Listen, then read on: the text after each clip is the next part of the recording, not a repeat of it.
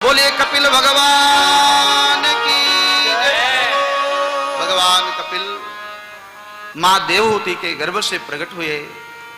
महात्मा करदम ने कहा, भगवान बारंबार प्रणाम है, आने में बड़ा विलंब कर दिया। कितने दिनों से मैं आपकी प्रतीक्षा कर रहा था, बड़ी कृपा की आपने, मेरा आपको बारंबार प्रणाम है। अब आप मुझे आदेश दीजिए, मैं बन जाना चाहता हूं। देखो तीर्थ यात्रा का कितना बड़ा महत्व है। भगवान स्वयं घर में आ गए हैं। करदम ऋषि के घर में भगवान स्वयं बेटा बन के आ गए हैं।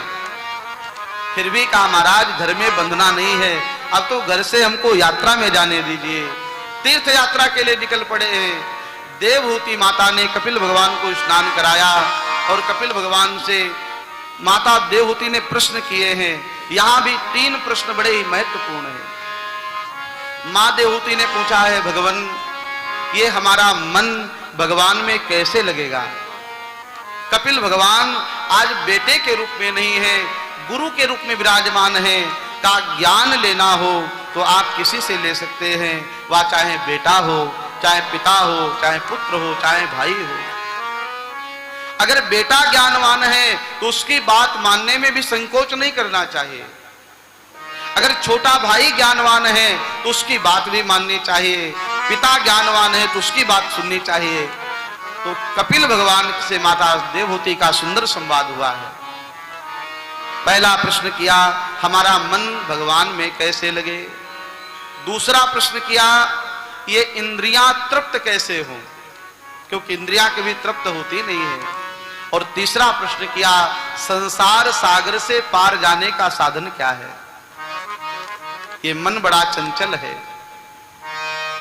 मन विषयों की ओर जल्दी जाता है, भगवान की ओर लगाना पड़ता है, विषयों की ओर अपने आप चला जाता है।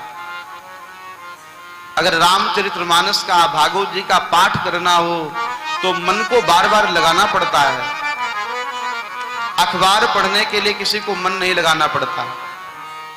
कथा में आने के लिए मन को तैयार करना पड़ता है। चलो कथा में चले, मन कहता है थोड़ी देर और कमरे में आराम कर लो, क्या करोगे चल के? मन कहता है चलो बाजार टहल के आ जाते हैं, कथा में क्या रखा है? फिर अंदर से आत्मा बुद्धि कहती है, अरे नहीं कथा में बैठो चल करके। जैसे तैसे मन को तैयार करके तब कथा में आना आप पाते हैं। और बताइए, टीवी देखने के लिए कभी मन लगाना पड़ता है? कभी किसी ने कहा हो कि मोबाइल चलाने के लिए चलो मन लगाएं। मोबाइल चलाने के लिए मन लगाना नहीं पड़ता, वहां तो अपने आप लग जाता है। टीवी देखने के लिए मन लगाना नहीं पड़ता, वहां अपने आप लग जाता है। अखबार न्यूज़पेपर पढ़ने के लिए मन लगाना नहीं पड़ता। कई लोग तो इतने शौकीन होते हैं, दिन में जितने बार अखबार पेपर मिल जाएगा उतने बार पढ़ लेंगे, शुरू से लेकर लास्ट तक। सुबह चाय पीते समय पढ़ लिया, दोपहर में भोजन के बाद बैठ के फिर पढ़ लिया, 4 बजे बैठे तो फिर पढ़ लिए। अखबार पढ़ने से मन नहीं भरता, क्योंकि वहां मन हमारा जल्दी लगता है, विषयों में मन हमारा जल्दी लगता है। पानी को ऊपर ले जाना हो तो उसके लिए पाइप लगानी पड़ती है, तब पानी ऊपर जाता है।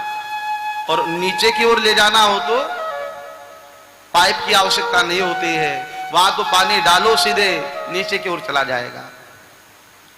वैसे ही हमारा मन एव मनुष्याणाम कारणम बंध मोक्षयोः, मन ही हमारा बंधन का कारण है, मन ही हमारा मोक्ष का कारण है। हमने अपने मन को कहां लगाया है उसका महत्व सत्संग के माध्यम से बार बार यही कपिल भगवान उत्तर देते हैं। सताम प्रसंगान मम वीर संविदो भवन्ति रत कर्ण रसायना कथा तज्जोषणानाम मपवर्ग वर्जितम श्रद्धारतिर भक्तिरनुक्रमेष्यति। भगवान कपिल कहते हैं, मां सत्संग के द्वारा अपने मन को भगवान में लगाया जा सकता है। सत्संग कैसे किया जाए? तो कहा सत्संग करने के लिए संत की पहचान होनी चाहिए। तो महाराज कैसे जानेंगे संत क्या होते हैं? ये प्रश्न भी माता देवहूति ने किया है। हम कैसे जाने कौन महात्मा असली है, कौन नकली है, कैसे जानेंगे? तो कहा 9 लक्षण है संत के, वो साधन बताए हैं। तितिक्षवा कारुणिका सुहृदा सर्वदेहिनाम अजात शत्रवा शांता साधवा साधुभूषणा। संत के लक्षण बताए हैं। जिसके मन में करुणा हो, जिसमें सहनशीलता हो। तितिक्षवा माने सहनशील हो, जो करुणा सिंधु हो, करुणा जिसके हृदय में हो। तितिक्षवा कारुणिका सुहृदा, सभी को अपना मानता हो, किसी से अपना पराये का भेद न रखता हो। सुहृदा सर्वदेहिना अजात शत्रवाह, जिसका कोई शत्रु न हो। संत का कोई शत्रु नहीं होता, संत का कोई मित्र नहीं होता। अजात शत्रवाह शांताह, का जो शांत रहता हो। देखो संत की सीधी सीधी पहचान आपसे निवेदन करें, आपको भी लगेगा कहां हम किस संत के पास आए हैं, कौन संत असली है या कौन नकली है। का जिनके पास जाने से शांति का आभास हो, समझ लेना हम संत के पास में आए हैं। जिसकी वाणी से शांति का दर्शन हो, जिसके पास में बैठने से शांति का दर्शन हो, समझ लेना हम संत के समीप आ गए हैं। शांता का ऐसे संत, इनकी पहचान बता दी गई। साधवा साधु भूषणा, ऐसे संतों का संग करें, और संतों का संग करेंगे तो जीवन में भगवान की भक्ति आ जाएगी। आत्म उद्धार के लिए का भगवान नाम का आश्रय लिया जाए। मनुष्य का शरीर ये बार बार नहीं मिलता। 83,99,999 योनियां भोग करके एक बार मनुष्य का शरीर मिलता है। ये मानव का शरीर बार बार नहीं मिलता, ये एक मौका है। इस मनुष्य शरीर के द्वारा अधिक से अधिक भगवान के नाम को जपें। जो नाम अच्छा लगता हो उस नाम का आश्रय लें, उस नाम को गाएं, उस नाम का ध्यान करें, उस रूप का ध्यान करें, भगवान के धाम की सेवा करें, धाम में जाए। नाम रूप लीला धाम, इन चारों का चिंतन करें, स्मरण करें, धाम का वास करें। मां कल्याण हो जाएगा। जीव मां के गर्भ में किस तरह से आता है उसका वर्णन है। कललम तो एक रात्रेण पंचरात्रेण बुधबुधम दशाहेन तु करकंडो पश्यंदम वा तथा परम। पिता और माता के संग से यह जीव पूर्व कर्म के बंधन के अनुसार मां के गर्भ में आता है। पहली रात्रि में वह बुदबुदे के समान होता है, 10 दिन के बाद वह बेर के समान हो जाता है, और धीरे धीरे उस बच्चे का आकार बढ़ता रहता है। का जब मां के गर्भ में 1 महीना होता है तो उसके हाथ पैर आदि अवयव निकलने लगते हैं। 5वें महीने में उसका आकार बढ़ जाता है, उसके लिंग का निर्धारण हो जाता है, स्त्री या पुरुष है। इस तरह से 9 महीने तक वह मां के गर्भ में रहता है। 9 महीने तक वह अत्यंत पीड़ा सहता है। मां कुछ तीखा खाती है तो बालक के शरीर में जलन होती है, मां कुछ वजन उठाती है तो कष्ट होता है। इस तरह से मां कुछ भी खाती है उसका प्रभाव बालक के ऊपर पड़ता है, और वह बालक मां के गर्भ में उल्टा लटका रहता है। पैर ऊपर की ओर रहते हैं, सर नीचे की ओर रहता है। ये दशा हम सबकी ऐसी ही रही है। वह जीव तड़पता है, बार बार भगवान से प्रार्थना करता है, एक बार इस नरक से बाहर निकाल दो। मलमूत्र के बीच में वो पड़ा रहता है जीव। बार बार कहता है भगवान एक बार मुझे इस गर्भ से बाहर निकालो। अब ऐसा काम करेंगे जिससे गर्भ में ना आना पड़े। जाके भजन करेंगे, आपका नाम स्मरण करेंगे, दान पुण्य करेंगे, लेकिन यहां आकर के और सब कुछ किया सिर्फ भगवान के भजन को छोड़ करके। व्यक्ति बालक का जन्म होता है, बालक जन्म लेने के बाद धीरे धीरे वो पढ़ने के लिए जाता है, अपने जीवन यापन के लिए कुछ व्यवसाय करता है, व्यापार करता है। उसके बाद युवा अवस्था में विवाह होता है, विवाह के बाद संतान की प्राप्ति होती है। उसके बाद वो धीरे धीरे वृद्धावस्था की ओर जाता है और उसके बाद उसके जीवन का अवसान हो जाता है।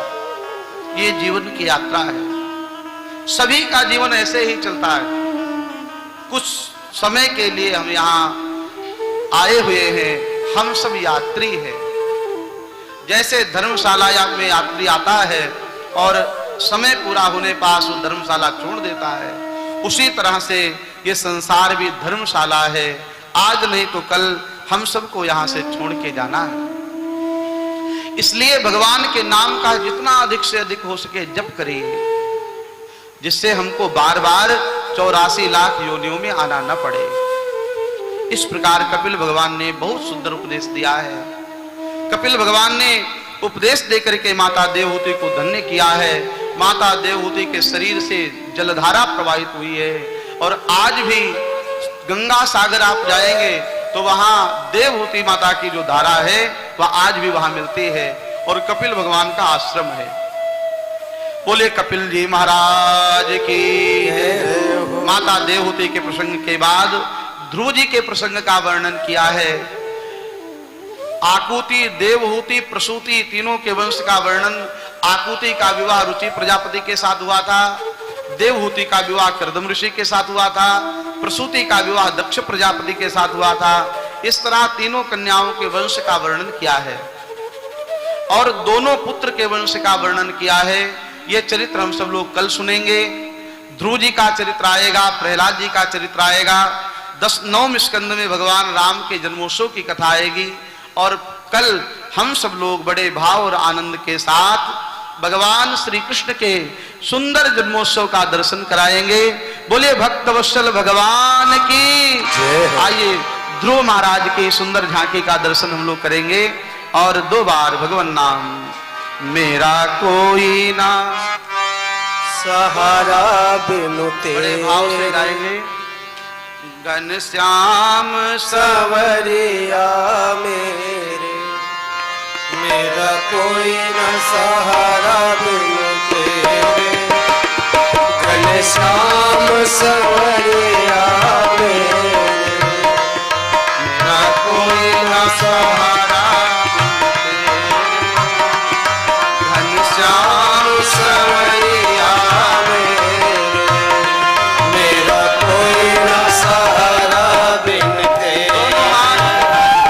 घनश्याम सवरिया मेरे, घनश्याम सवरिया, घनश्याम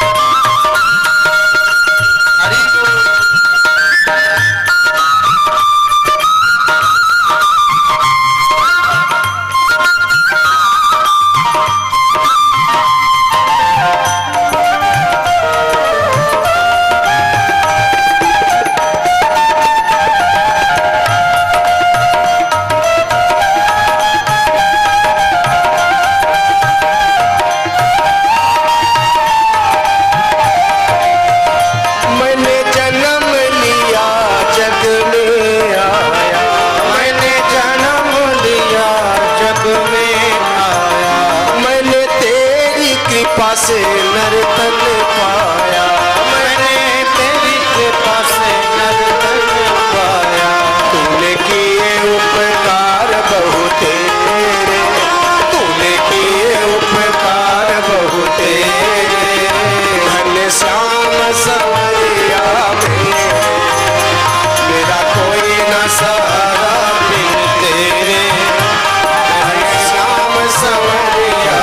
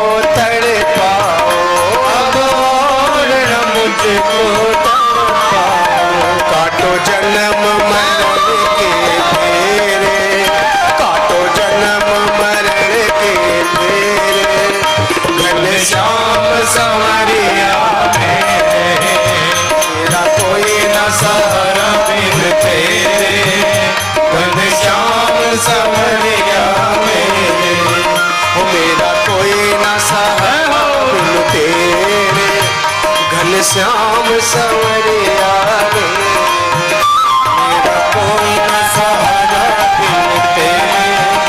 घनश्याम संवरिया घनश्याम संवरिया मेरे, घनश्याम संवरिया घनश्याम संवरिया घनश्याम संवरिया। 5 मिनट के हमारे बीच में हमारे परम आदरणीय श्री बलराम कुमार मित्र त्रिपाठी जी विराजमान है, आए हुए हैं संत कबीर नगर से। हम सब लोग चाहेंगे आपका 5 मिनट का उद्बोधन हम सब लोगों के बीच में हो जाए। अतुलित बलदाम हेम शैलाभदेहम धनजवन कृशानुम ज्ञानाम कृगण्यम सकल गुण निधानम वानराणाम धीशम रघुपति प्रिय भक्तम बादजातम नमामि। जानकी महल में, अयोध्या के जानकी महल में कथा करते हुए किशोरी जी का आशीर्वाद वरद हस्त जिनके सिर पर है, उनका आगमन शुक्रताल में हनुमत धाम में हुआ। हनुमान जी को भी किशोरी जी का वरद हस्त मिला हुआ था। किशोरी जी के 2 बच्चे यहाँ पर हैं और दोनों एक सत्संग कर रहा है, एक सुन रहा है। कथा श्रवण की यह परंपरा, कथा कहने और सुनने की यह परंपरा शाश्वत चलती रहे, यह हमें प्रभु से हमारी कामना है। 5 मिनट का अवसर बहुत कम है। कथा की प्रशंसा जितनी की जाए समय थोड़ा पड़ जाएगा, फिर भी इतना कहूंगा। शुक्रताल की इस पवित्र पावन भूमि में जहां परमहंस श्री सुखदेव जी महाराज ने राजर्षि राजा परीक्षित को कथा सुनाई, कथा सुनने वालों में सप्तऋषि वशिष्ठ आदि तो थे ही, स्वयं सुखदेव जी के पिता भगवान वेद व्यास जी भी थे। और श्रोता बन करके उन्होंने सुना है। कभी कभी कथा वक्ता जब बेटा कह करके उच्चारण करता था तो लोगों के प्रश्न खड़े हुए, ये तो पुत्र हैं, ये पिता हैं, लेकिन वास्तव में जो ज्ञान वृद्ध होता है वो पिता होता है। इस दृष्टि से परमहंस सुखदेव जी महाराज ज्ञान वृद्ध हैं, परम तपस्वी हैं, और जन्म लेने के साथ ही उन्होंने भगवान से वरदान प्राप्त कर लिया था कि मुझे संसार की मोह माया न लगे और जन्म होते ही 16 वर्ष की अवस्था में नार व्यवहार लेकर के जंगल में भाग गए। जब जंगल में जाने लगे तो पिता मोहासक्त हो गए और महर्षि वेद व्यास जी पीछे पीछे दौड़े, बेटा वापस आ जाओ, बेटा वापस आ जाओ। पिता को पुत्र मोह होता ही है। महर्षि वेद व्यास जी पुत्र मोह में पीछे पीछे भागने लगे और 16 वर्ष की आयु के सुखदेव जी महाराज आगे आगे भाग रहे थे।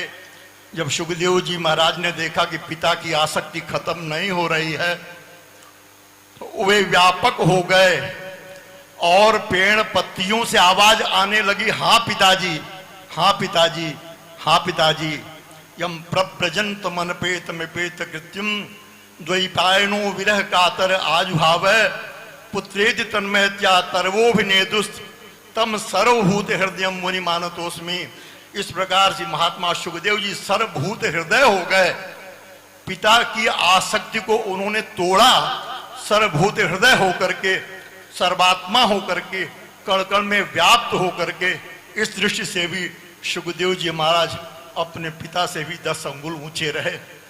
ऐसे परम सिद्ध परमहंस की इस भूमि में श्रीमद् भागवत की कथा सुनते हुए हम तो भाव निमग्न हैं और इस अमृतमय कथा में हमें अपनी सुधि बुद्धि नहीं है।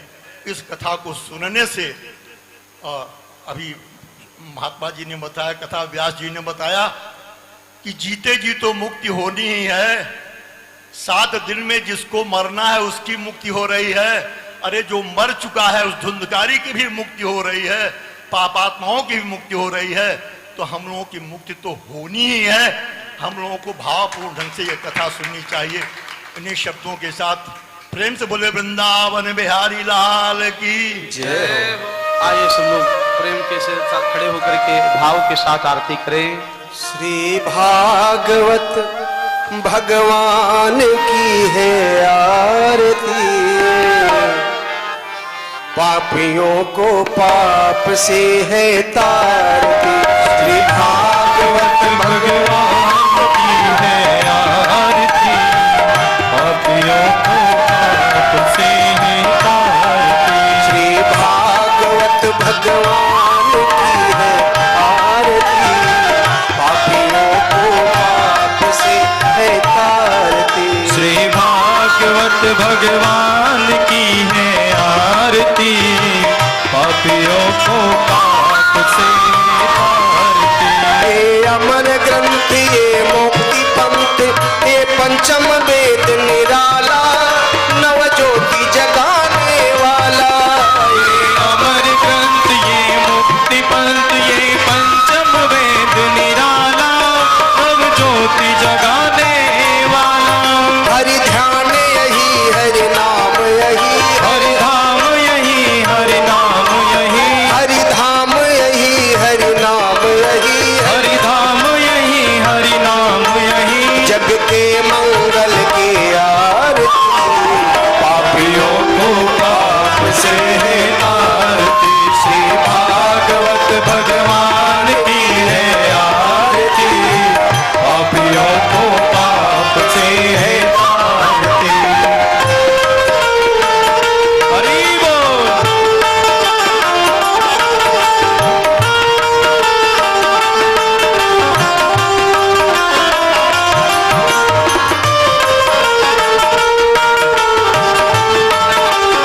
हरि बोल।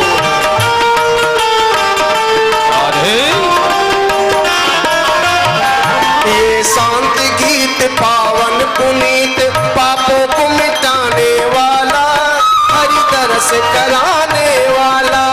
ये शांति गीत पावन पुनीत, पापों को मिटाने वाला, हरि दर्श कराने वाला। ये सुख करनी, ये दुख हरनी, ये सुख करनी, ये दुख हरनी, ये सुख करनी, ये दुख हरनी, ये सुख करनी, ये दुख हरनी। श्रीमत सूदन की आरती, पापियों को पाप से है तारती। श्री भागवत भगवान की है आरती, पापियों को पाप से है तारती।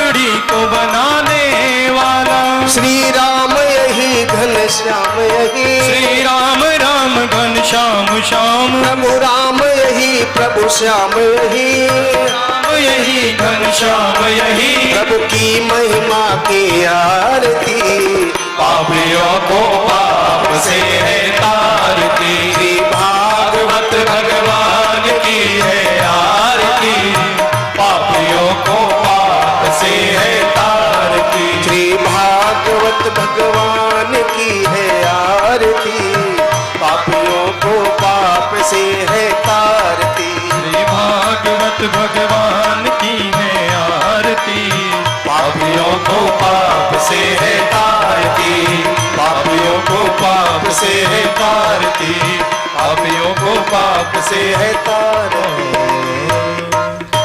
जलेन शीतलीकरणं पुष्पे देवादिवन्दनमात्मा दिन्नमारोग्यन्दनमारार्तिक्यं समर्पयामि देवं दद्यातात्मरक्षार्थे स्वयमारार्तिक्यं गृहीत्वा दक्षिणहस्ते अक्षतपुष्पाणिं गृहीत्वा वेदोक्तमन्त्रपुष्पाञ्जलिं ॐ यज्ञेन यज्ञमयजन्त देवास्तानि धर्माणि कृतमान्यासन्नातेह नाकं मयिमानः सचन्त्रितपूर्वे साध्याः सन्ति देवः नानासुगन्धिपुष्पाणि यथा कालोद्भवानि च पुष्पाञ्जलिर्मया दत्त्वा ग्रहणं परमेश्वर सांगाय सपरिवाराय सायुधाय शक्तिकाय सवाहनाय एतत्क्रम प्रधान देवता श्री पुराण पुरुषोत्तमाय नमो नमः श्रीः बाकी बिहारी देवता चरणारविंदेन वेदोक्त मंत्र पुष्पांजलिं समर्पयामि।